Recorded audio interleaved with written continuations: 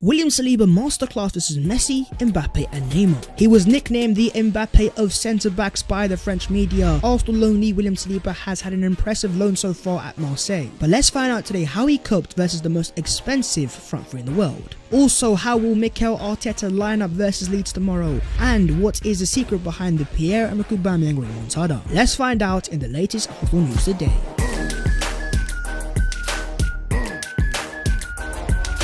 Yo, what's going on guys? My name is Bellerin and welcome back to your boys channel. Make sure to go down there and smash a like on the video, and while you guys are down there, please do also consider subscribing to your boys channel because we are on the road to 70,000 subscribers. You love to see it. But let's get into the Arsenal news today, and let's start off with William Saliba. Now you man already know the Mbappe of centre backs has received enough credit from your boy, enough praise and propaganda on your boys channel. I am a massive fan of William Saliba, and so to see him go out on loan to Marseille, a lot of Arsenal fans were worried that he might not come back, but for me, you know what, him going to Marseille has given him time to go there, to grow, to get out all the mistakes, and once again reassure to the Arsenal fans and hopefully to the Arsenal manager, this guy is a top potential talent. Last night he was up against the most expensive front three in world football. We're talking Mbappe, Neymar and the GOAT Lionel Messi, and as you guys can see, William Saliba put in an assured performance and made an incredible last man tackle on Kylian Mbappe to hold PSG to a 0-0 draw with Marseille last night. Well done, Willow. Man said Mbappe, Neymar and Messi, my centre-backs holding them down to a clean sheet, and they all put in stinkers. I'm not saying it's down to Saliba. Marseille were actually putting in a decent performance as a team in the first place, but in terms of the game itself, your boy watched it, and oh boy did Saliba thrive, and he grew into the game and he really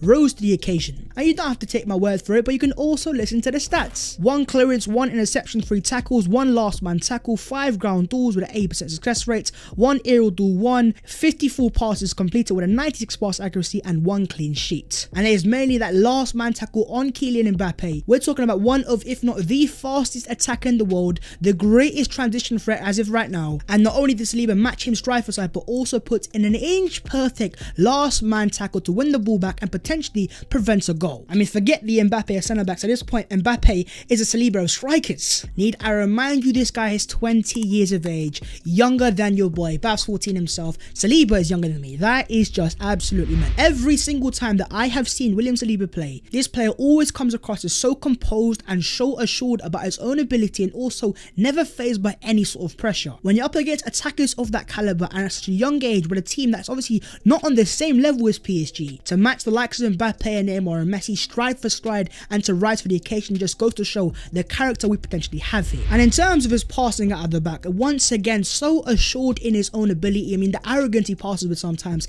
it's magnificent. Last night he had a 96% pass accuracy, and overall this has been a consistent theme in Saliba's loan spell so far at Marseille, always showing that on the ball he is a top young ball playing centre back, and most importantly he's a young centre back that plays for Arsenal Football Club. Even though he's on loan at Marseille, he is still an Arsenal player. Last we heard about his future was from Fabrizio Romano, who said that Arsenal are following William Saliba's progress closely and they are really happy with the French centre back. Arsenal have told Saliba weeks ago they trust him 100% for the future. He joined Marseille on a loan to play all games as a starter, then he'll be back.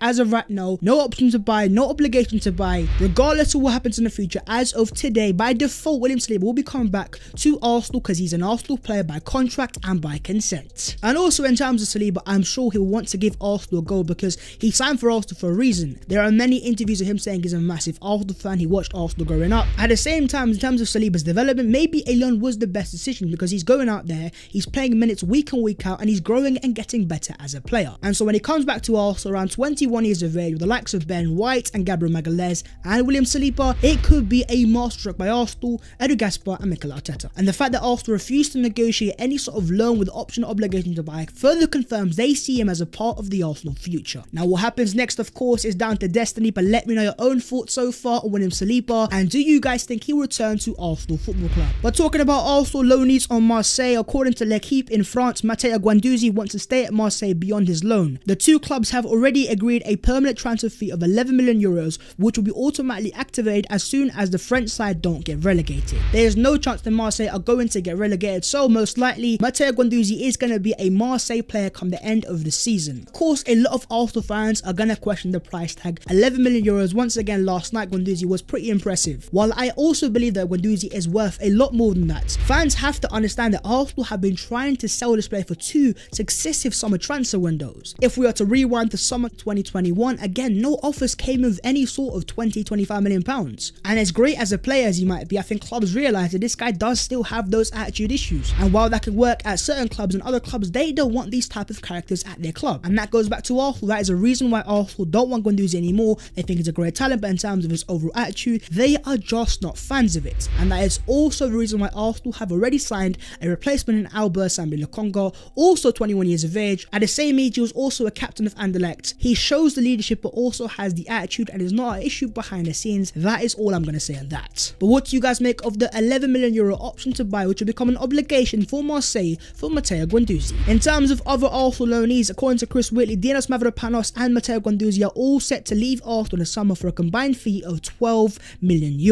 Once again, Arsenal fans are not happy. Why are we not getting enough money for our players? And why, once again, I agree, Mavropanos is definitely worth a lot more money. As pointed out here, we can't forget the fact that Mavropanos and Guendouzi have both gone on 2 loans each, so Arsenal have received 4 different loan fees, plus haven't had to pay their salaries. And you also can't forget any sort of sell-on clauses that Arsenal definitely would have negotiated. And so while yes, I also agree that Arsenal have not got as much money for these players, there are a lot of things that have happened behind the scenes that us fans have not seen, and you have to also take account of that. For me, all I really care about is the future of the Mbappe centre backs, William Saliba. I am hoping to God he comes back to Arsenal Football Club. Mikel Arteta, Edu Gaspar, you better make that happen. From the days of Luiz, Socrates and Mustafi to White, Saliba and Gabriel, oh my goodness gracious me, it's things you love to see. Okay, then let's move on to Arsenal versus Leeds United. The mighty Gunners are back in action tomorrow in the Carabao Cup against Marcelo Bielsa's Leeds United. And let's start off with the Arsenal team news. As it stands, Granit Xhaka is still out long term with his knee injury, but also in terms of Kieran Tierney, he is also a massive doubt going into this game, having picked up a knock in training. But in terms of the likes of Aubameyang and Lacazette, even though they were both subbed off against Aston Villa with knocks, they, my friends, are most likely going to be fit. But are they even going to play with it being Carabao Cup? I think these players are most likely going to be rested. But how exactly is Mikel Arteta going to line up? Well, I think we're going to see a 4-2-3-1 formation with Leno in goal, a back four of Cedric, Rob Holding, Pablo Mori and Nuno Tavares, a midfield duo of Mo